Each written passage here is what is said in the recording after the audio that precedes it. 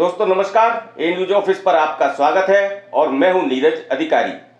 आज की चर्चा को हम नेताओं के दायरे से हटाकर वोटरों पर केंद्रित करेंगे, क्योंकि चंडीगढ़ लोकसभा सीट पर मुख्य राजनीतिक दल भाजपा और कांग्रेस के उम्मीदवारों का ऐलान हो चुका है। उम्मीदवार वोटरों के बीच निकलने लगे हैं। चंडीगढ़ के वोटरों को मैं अलग अलग वर्गों में बांटूं तो पूर्वांचल मूल के लोगों को कोई राजनीतिक दल कतई नजरअंदाज नहीं कर सकता।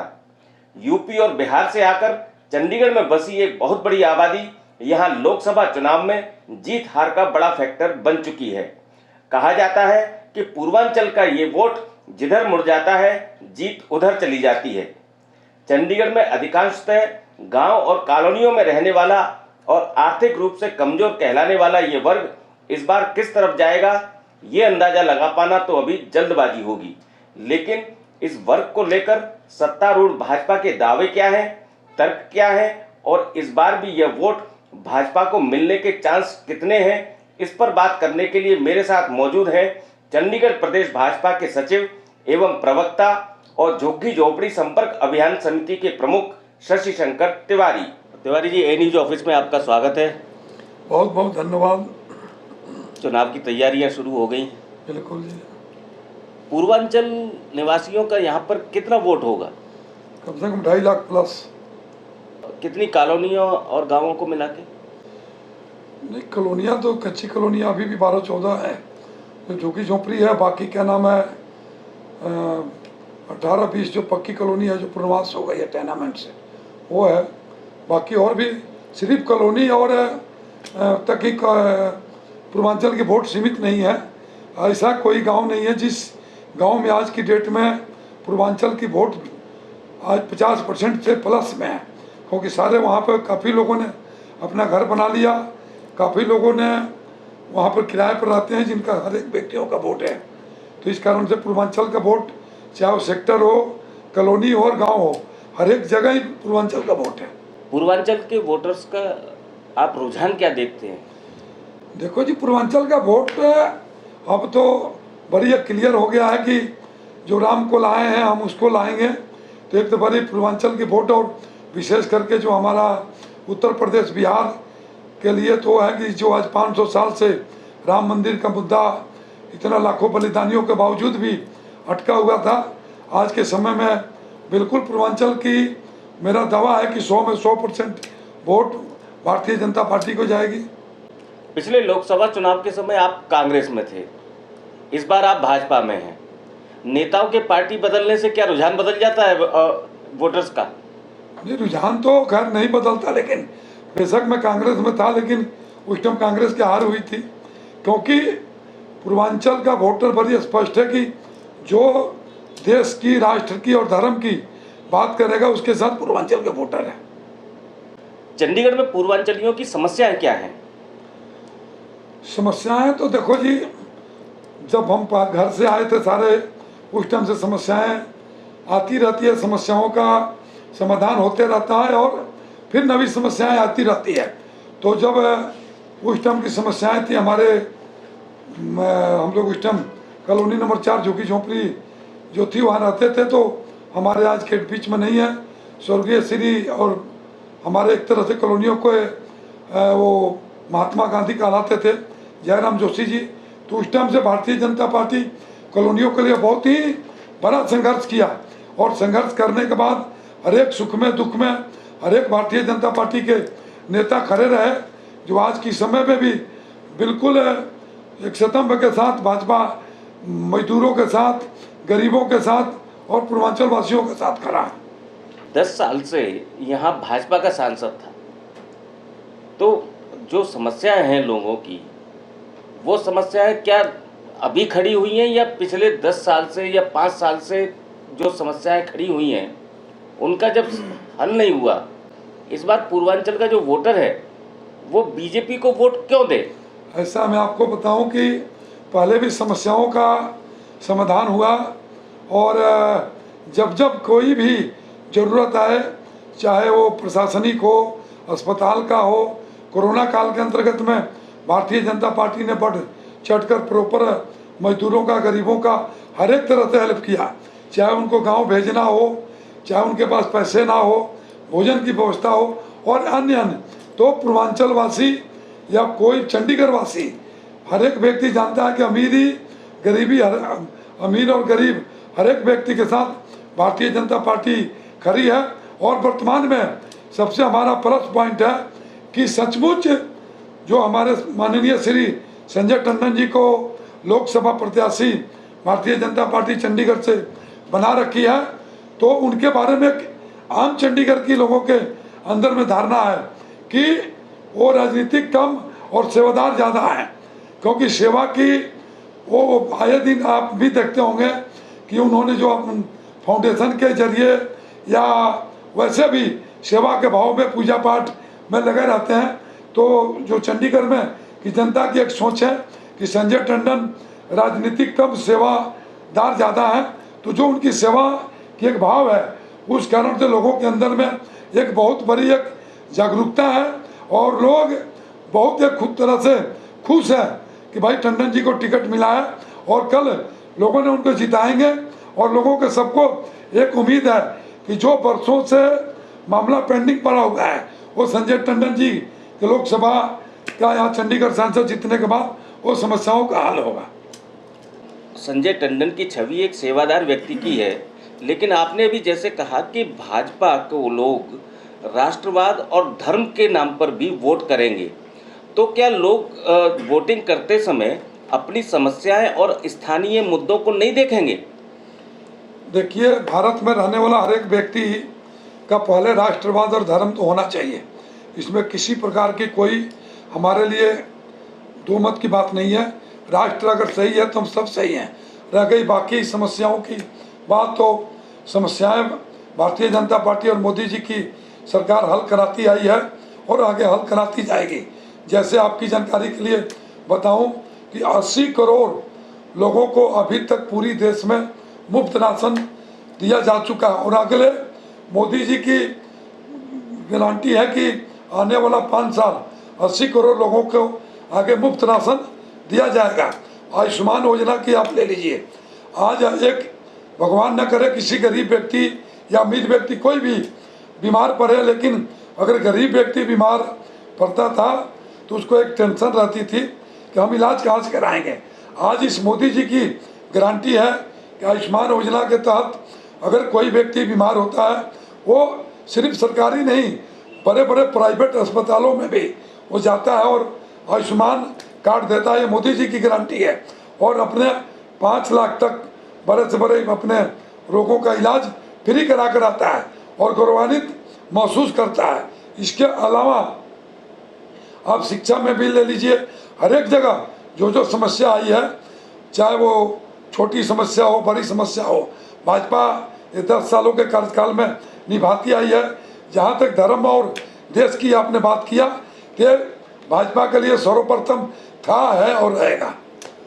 तिवारी जी, ये जो योजनाएं हैं मोदी सरकार की, ये राष्ट्रीय स्तर की योजनाएं हैं और इसलिए इनका लाभ चंडीगढ़ के गरीबों को भी मिलता है। लेकिन मैं पूर्वांचली जो यहाँ रह रहे हैं उनकी चंडीगढ़ को लेकर या चंडीगढ़ में रहते समय उनको कौन सी समस्याओं का सामना लगातार करना पड़ रहा है, वो समस्याएं कौन सी हैं? नहीं, तो जनरल समस्या है जी, क्यों जो पंजाब के लोग रह रहे हैं जो उनकी समस्या है वो पूर्वांचल के लोगों की समस्या है। तो जो समस्याएं आती है वो लमसम वो हल होते रहता है। रह गई कि बीच बीच में जैसे कोई छठ का काम हो गया, होली दीपावली में ट्रेनों की बात आ गई, तो ये भी धीरे धीरे ये प्रगतियों में है। तो ऐसा नहीं है कि चंडीगढ़ में रहने वाले पूर्वांचल के व्यक्तियों की कोई एक अलग से समस्या है। तो समस्या तो मिला जुला के सारी जनरल समस्या है, वो चाहे कहीं के भी देश के व्यक्ति हों, समस्या लमसम दोनों के बराबर ही है। कांग्रेस के शासन के समय चंडीगढ़ में कॉलोनियों का पुनर्वास हुआ, लोगों को पक्के मकान मिले, फ्लैट मिले, तो क्या लोग उसको भूल गए हैं या अब भी वोट करते समय उसको ध्यान में रखेंगे? देखिए, कांग्रेस के समय उनकी जिसकी सत्ता आती है वो पुनर्वास करता है, उसमें कोई सरकार की एक पॉलिसी है। भारतीय जनता पार्टी भी आज की डेट में, मोदी जी का सपना था कि आज 80 करोड़ों बहनें जो सुबह सुबह शौचालय जंगलों में जाती थी, सूरज उदय होने से पहले, हम लोग भी गांव के रहने वाले हैं, शौचालय ना होने के कारण हमारी मातृ शक्ति या बहनें शौचालय जाकर वापस चली आती थी, एक लज्जा भंग होता था। आज 10 सालों के कार्यकाल में मोदी जी की सरकार, भारतीय जनता पार्टी ने लमसम ऐसा कोई गांव नहीं है कि जहां पर शौचालय ना बनवा दिया हो। ये सबसे बड़ी एक ये उपलब्धियां हैं। इससे बड़ी उपलब्धि और क्या चाहते हैं कि जो बहनों का जो लज्जा भंग होती थी, वो भी एक इसके ऊपर प्रॉपर एक ब्रेक लगा। चंडीगढ़ में जिन कॉलोनी वासियों को, जिनमें कि पूर्वांचलियों की संख्या बहुत अच्छी संख्या है, तो जो पक्के मकान मिले भाजपा के शासन में, उनके मकान के जो किराए थे वो 3 गुना तक बढ़ गए। कांग्रेस इसको मुद्दा बना रही है। ऐसा तो नहीं, जो प्रॉपर कांग्रेस के टाइम में 800 जसमाल फ्लैटों का था, वो 800-900 आज भी है। जो पहले किसी का 100 रुपया, 150, 200 रुपया था, तो 10-5% लोगों का कोई बढ़ा हुआ है। बाकी रह गई कि जिसका कुछ भी नहीं था उसका ऐसा कुछ नहीं है कि किराया बढ़ा हुआ है। एक आपने बात किया कि पुनर्वास कांग्रेस ने किया, लेकिन कांग्रेस ने राष्ट्र धर्म छोड़ दिया। और कांग्रेस के समय में, नीरज जी, कांग्रेस के समय में बम ब्लास्ट होते थे, कश्मीरों में जवानों के ऊपर पत्थर चलते थे, रोज पाकिस्तान से गोलीबारी होता था। आज की डेट में हमारे देश में धार्मिक स्थलों पे रोज बम ब्लास्ट होते थे। आज की डेट में कहीं आप सुन रहे हो, कहीं गलती से भी कोई गलती करता है तो शायद इतनी सख्त कार्रवाई होती है कि उसका साथ पुष्ट तक याद रखता है। तो कांग्रेस के टाइम में जो मीरवाइज भर के लोग थे, वो प्रधानमंत्री के इर्द गिर्द और उनके कुर्सियों पर बैठते थे, जो आतंकवादी थे, जिन्होंने हिंदुओं को खुलेआम 1990 के दशक में गोलियों से भूंज दिया। आज की डेट में जितने भी अपराधी हैं, सबका स्थान जो बदमाशी किया, नहीं तो ऊपर चले गया, नहीं तो जेल में पड़ा हुआ है। इस कारण से लोग कहते हैं कि हम तो अमन, चैन, शांति और हमारे लिए राष्ट्र सर्वोपरि है, हमारे देश के जवान सर्वोपरि हैं। लेकिन कांग्रेस के राज में न तो हमारे देश के जवान सुरक्षित थे, न आम जनता सुरक्षित थे, न धर्म सुरक्षित था। आमतौर पे चंडीगढ़ में जो कॉलोनी और गांवों और कुछ सेक्टरों में जो लोग रह रहे हैं, वो यूपी और बिहार से भी बड़ी संख्या में आए हुए हैं। यूपी में बीजेपी की सरकार है। योगी ने वहाँ पर कानून व्यवस्था पर डंडा चला के, एक लोग कहते हैं कि वहाँ की कानून व्यवस्था को योगी ने बहुत सुधार कर दिया है। इधर बिहार में भी अब भाजपा का नीतीश कुमार से गठबंधन हो चुका है। तो यूपी और बिहार की जो राजनीति है, क्या यहाँ के पूर्वांचलियों के वोट पर या उत्तर प्रदेश के जो यहाँ वोटर हैं उन पर क्या कोई असर रहता है इसका? बिल्कुल असर रहता है। जिधर पूर्वांचल की वोट पड़ता है उधर जीत होती है। और क्या नाम है, 10 साल से जो भाजपा के सांसद जीत रहे हैं, वो उसमें बहुत बड़ा योगदान पूर्वांचल का है। और इस बार भी पूर्वांचल की मैं कह रहा हूँ कि बहुत बड़ी तादाद में आज भी भारतीय जनता पार्टी के साथ पूर्वांचल का वोटर खड़ा है। दूसरी बात, एक सबसे बड़ी उपलब्धि है कि हम जब ये चंडीगढ़, पंजाब से लोग उत्तर प्रदेश, बिहार में जाते थे तो एक भय के माहौल से जाते थे कि वहाँ जाने के बाद, चाहे वो मुलायम की सरकार हो, मायावती की सरकार हो, या बिहार में लालू की सरकार हो, आए दिन जो मजदूर यहाँ से कमा कर जाता था वहाँ पर छीना झपटी और वहाँ लूट लिया जाता था। आज की डेट में उत्तर प्रदेश, बिहार में, जब हम लोग, एक और बात जोड़ दूँ कि मैं खुद सिवान से रहने वाला हूँ, जब हम लोग जाते थे तो रेलवे स्टेशन पर रात में वहाँ की आरपीएफ और जीआरपी रोक लेती थी कि सुबह आप लोग जाना। आज की डेट में यही उत्तर प्रदेश है, यही बिहार है कि रात 12 बजे हो या दिन का 12 बजे हो, निसंकोच आप जब मर्जी आइए जाइए। कानून व्यवस्था बिल्कुल टंच है। जो अपराधी बोलता है वो आपके सामने ही है कि उसका क्या नतीजा हो रहा है। और चंडीगढ़ के अंदर में भी लमसम बिल्कुल अमन चैन शांति है। यहाँ भी कोई अपराधी अगर पर उठाना चाहता है तो यहाँ भी चंडीगढ़ प्रशासन भी प्रॉपर कार्रवाई करती है, चाहे कोई भी हो। कांग्रेस की तरह भाजपा में भी गुटबाजी है।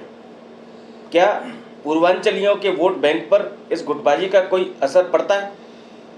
भारतीय जनता पार्टी में कोई गुटबाजी नहीं है जी। गुटबाजी कांग्रेस में है। देखिए, सर्वसम्मति से भारतीय जनता पार्टी का संगठन श्री संजय टंडन जी को उम्मीदवार बना दिया।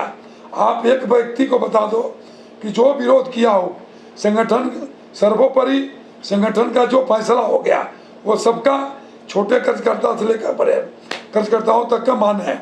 लेकिन आप कांग्रेस में देख लो, जुतम परेड 4 दिन से चल रहा है।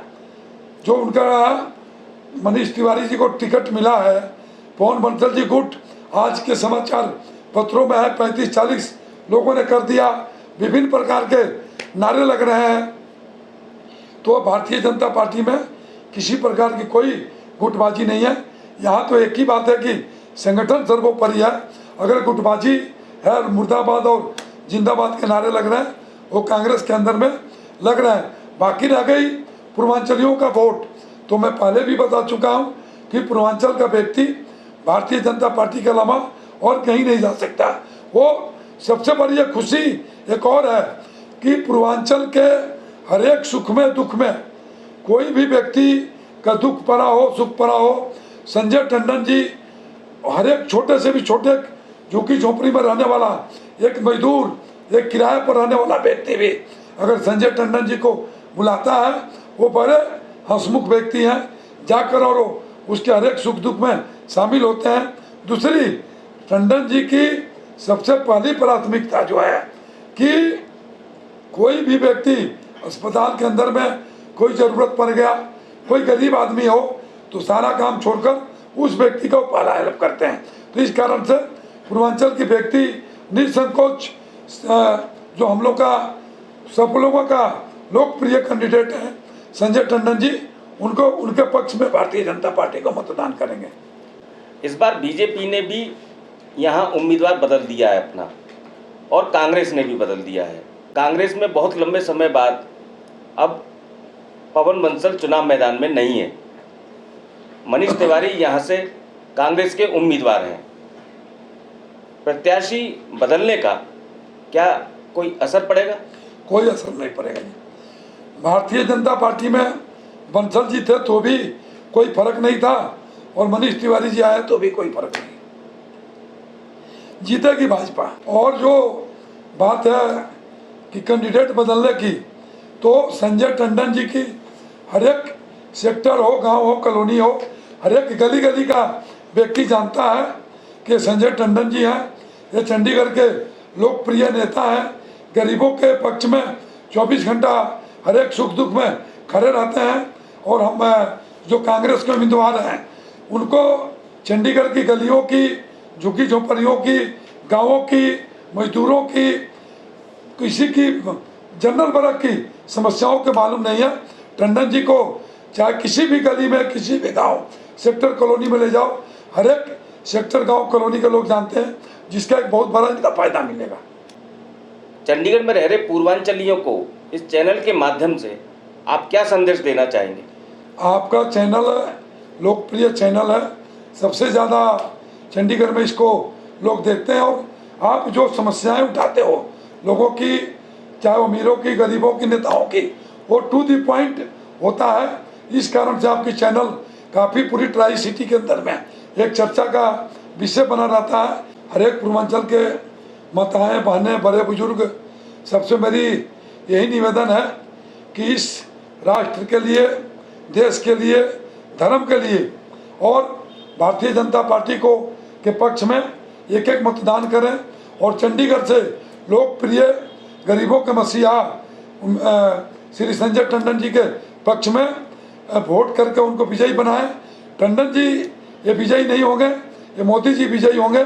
और जैसे 10 सालों के अंतराल में देश ही नहीं, आज पूरे वर्ल्ड में डंका हिंदुस्तान का बज रहा है, वैसे फिर दोबारा जब मोदी जी आएंगे, टंडन जी यहाँ से जीतेंगे, तो चंडीगढ़ के विकास के साथ साथ में, पूर्वांचलियों के विकास के साथ साथ में हमारा देश का भी विकास होगा। इसके लिए हर एक पूर्वांचल के भाइयों बहनों से मेरी यही निवेदन है कि भारतीय जनता पार्टी के पक्ष में वोट करें, और हमारे लोकप्रिय नेता श्री संजय टंडन जी को भारी बहुमतों से जिताएं। ए न्यूज ऑफिस से बात करने के लिए तिवारी जी आपका बहुत बहुत धन्यवाद। धन्यवाद बहुत बहुत आपका।